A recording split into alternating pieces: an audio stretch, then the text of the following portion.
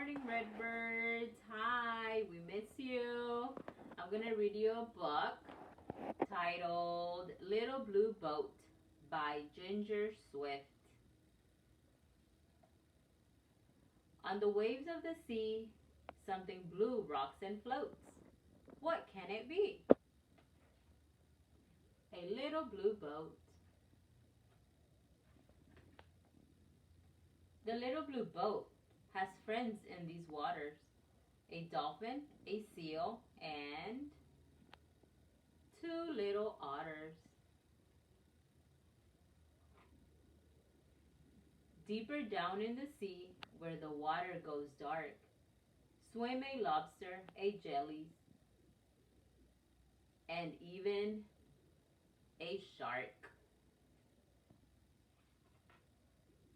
The little blue boat goes out with the tide that leaves pools of water where hermit crabs hide.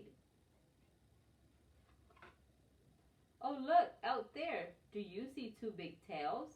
The little blue boat knows they belong to blue whales.